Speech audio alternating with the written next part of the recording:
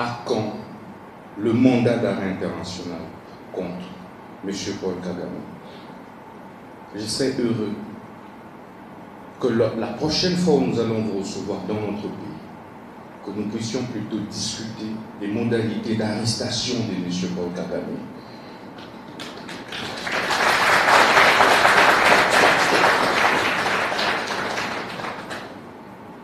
Nous avons fourni des efforts parce que nous étions fatigués pour lancer en interne un procès, et je remercie au passage, un procès public ouvert contre M. Corneille Nangaa et tous ses affidés. C'est une première parce que nous n'avions plus confiance en la CPI. Nous avions exprimé des craintes que si nous laissons ces criminels de guerre être poursuivis par la CPI, ça prendra 100 ans. Et je remercie sincèrement le premier président de la Haute Cour militaire, mon général chapeau bas. Je remercie sincèrement l'auditeur général des forces armées congolaises, général Likoulia, chapeau bas. Je remercie également le procureur général près la Cour de cassation, chapeau bas. Vous avez sauvé l'image de la République et vous avez fait parler le principe de la complémentarité qui est consacré dans les statuts de Rome.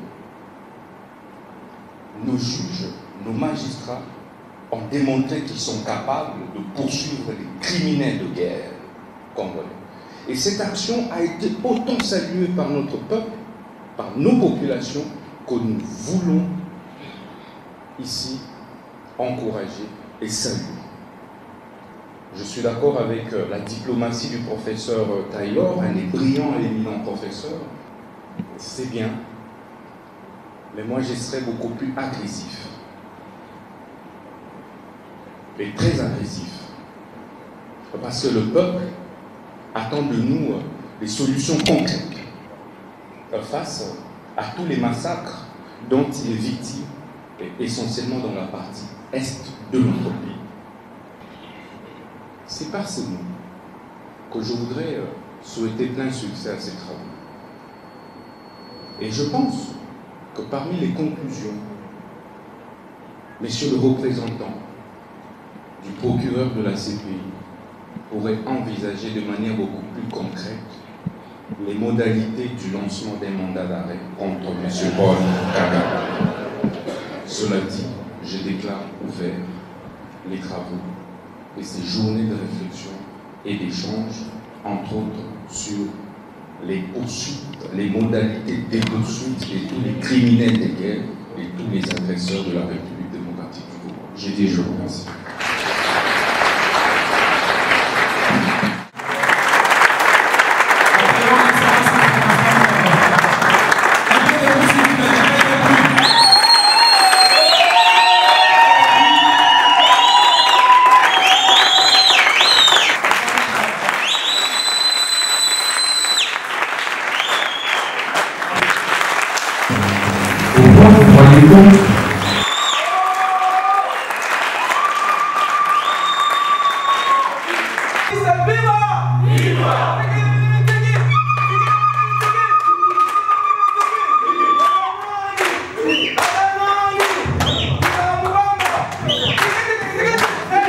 La patrie.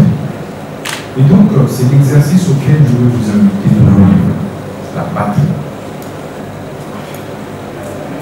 Battez-vous pour le pays. Partout où vous êtes commerçant, vous êtes dirigeant, vous êtes avocat, travaillez pour le pays. Travaillons tous pour le pays. Disons non aux antivaleurs. Non aux intérêts individuels.